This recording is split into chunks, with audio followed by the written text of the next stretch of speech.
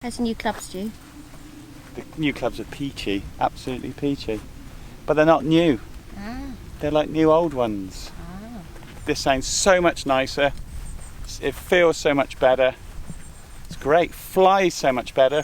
I mean, I'm not sure what it's all about, do you? You know, it's a weird... Money and big business, partly. Money and big business. I guess it keeps the game going. It enables them to sponsor these great events, and fair enough. But and I love having a new shiny toy as much as the next guy.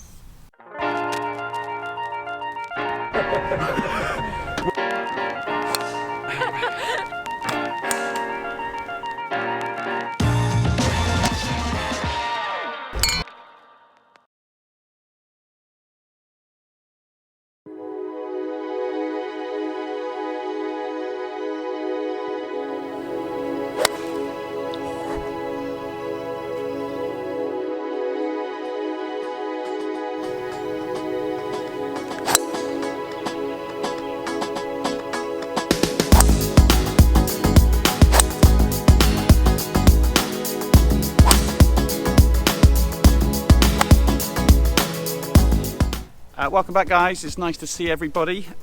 So this week I'm going to do a little thing on my driver. This is my new gaming driver, and it's the first time I've done this in my lifetime, and I think it shows quite a lot about the technology at the moment.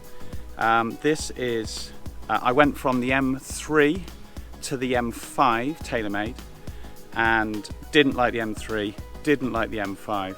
So I've gone back to my original M1. I've had to buy another one. This is the Tour one, 8.5 degree and double X Tour shaft. So it's perfect for me. This is the specs that I really liked. I looked on eBay, found a new one. Looks immaculate condition, 140 quid. My last, I think my M5 was about 440 pounds. So it just shows. And the numbers with this one are better than my previous driver.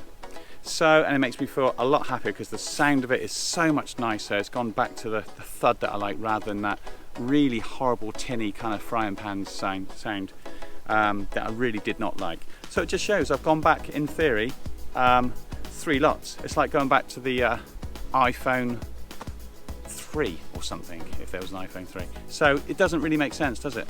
But I think it just shows that the technology, they're looking for more and more gimmicks, which I don't believe work, because the numbers off this is definitely better than the numbers I was getting off the next 2 that I bought in line. And this is the 440 head rather than the 460. So, you know, make of that what you think, but I'm really happy with it. I'm hitting it really nicely, and I just remember it being as good as this, and it really is. And I think that they've gone downhill, TaylorMade. So I'm sure the next one will be fantastic, but we'll see. All I can say is don't bypass these clubs, because there's still some fantastic clubs out there. I'm not sure I'd want to go more than 3 or like maybe 4 generations back, because I think there is a slight technology upgrade each time. But I would say that now we're nearing the sort of maximum we're going to get.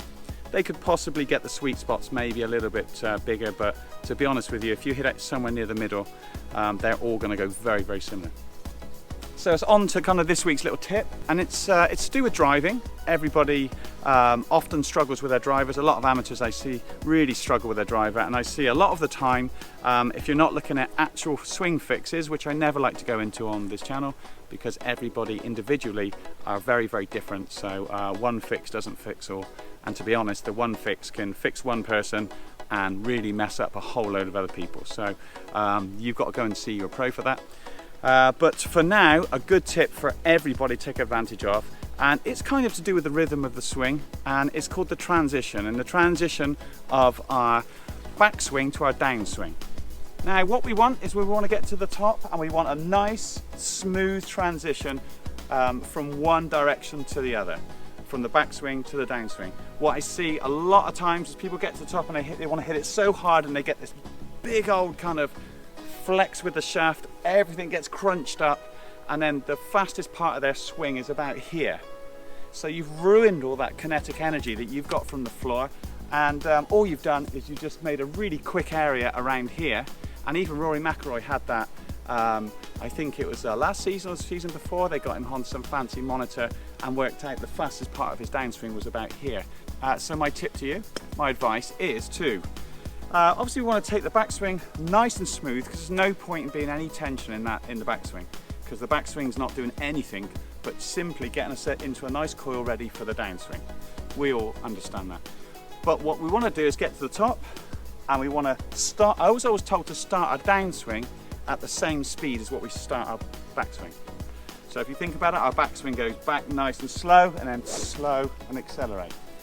It's quite hard to see yourself. You can put it on a camera, put it on your iPhone and see what your transition's like.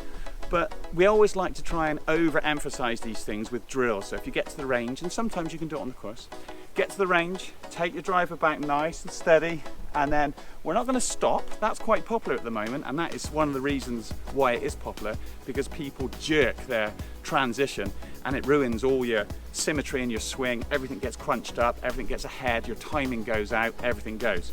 So all you're going to try and do is go to the top and then say a word on your transition and then hit your ball. So you're not going to stop, you're just going to notify yourself where your transition is.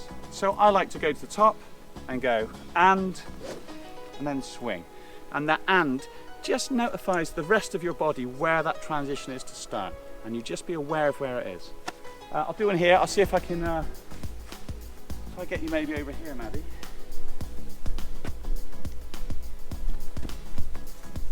Okay, so hopefully you can hear this. It'll sound a bit weird, to be honest, when you're on the range, but it really is worth doing, because we don't even want a load of tension at the top of the backswing either. Everything gets, because if you can imagine, if you're squeezing something as hard as you can't then squeeze any tighter to get that force. And it's the same with the backswing. If you get to the top and you're really tight and stiff, then all you can do is release that pressure. Now you want that at the bottom of the swing, all your power and all your energy and your kinetic energy saved up to hit the ball at the bottom. You don't want to do it at the top here.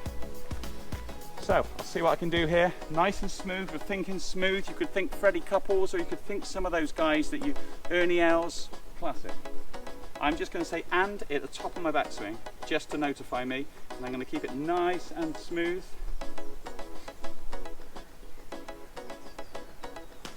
And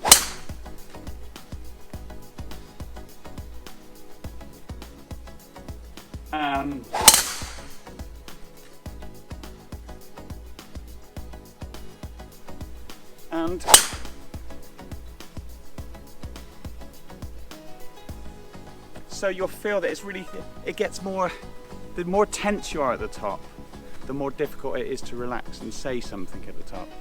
So give it a go. It's difficult, but it makes you aware of that transition at the top of the swing. I'll see you guys next week. Like and subscribe if you're new to the channel. Hello guys, have a flick through my other videos, all sorts of tips and bits and pieces on this channel, and I'll see you next week.